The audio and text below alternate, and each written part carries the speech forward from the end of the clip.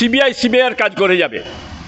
মহামান্য মুখ্যমন্ত্রী সাহেব যে ছিলেন আগে, এখন তো উনি আর মুখ্যমন্ত্রী নন, উনি তো সাধারণ মানুষ, প্রাক্তন মুখ্যমন্ত্রী সাহেব, তার বাড়ি সিবিআই যাবে, কি কেন যাবে না কেন?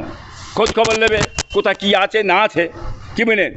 এবং অভিষেকের বাড়ি যাবে, যারা চুরি চামারি করেছে, লুটতরাজ করেছে, এক একটা প্রধান তো 100 কোটি 150 কোটি টাকার মালিক হয়ে বসে আছে, সেটা বাংলা মানুষ জেনে গেছে, কি বুঝলেন?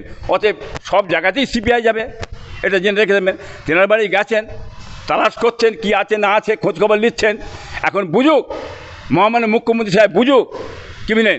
তেনার সে যে কথা ছিল সে কথা কথা তো উল্টে গেছে, এবার তো হাড়ে হাড়ে বুঝতে পারছেন।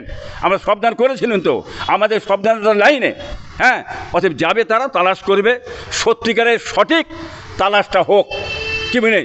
যে মমতা ক্ষতি করেছে আমাদের মুসলমানদের, যে ক্ষতি করে দিয়ে গেছে, কি বুঝলেন?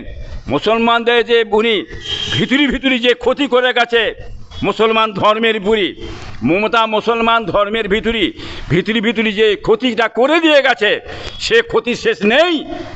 আজ 20 বছর পিছিয়ে যাবে বলে এসেছি।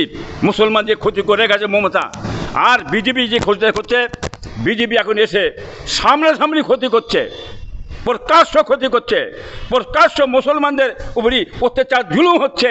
এটা বাংলার মানুষের, গোটা ভারতবর্ষের মানুষ দেখতে পাচ্ছে। অত্যাচার বন্ধ করুন, হ্যাঁ, সুষ্ঠুভাবে নিয়ে যান। এই পশ্চিমবাংলায় গোটা ভারতের মানুষকে আপনাকে দেখতে হবে। আপনাকে মুখ্যমন্ত্রী করা হয়েছে জাতি ধর্ম বর্ণ নির্বিশেষে সব জাতির দিকে লক্ষ্য করে কাজ করে, কোনো জাতির ক্ষতি না হয়, কোনো জাতির ধর্মের আঘাত না আসে, এই জন্যই বসানো হয়েছে। আপনি ধর্ম নিয়ে বন্ধ করুন, কর্ম দেন, শিল্প দেন, চাকরি দেন, কৃষি দেন, এদিকে মাথা মারুন। ধর্মের চিন্তা বাদ দেন, ধর্ম যে যার করে নেবে ওদিকে মাথা মারতে হবে না, এই কথা আমি বলতে চাইছি।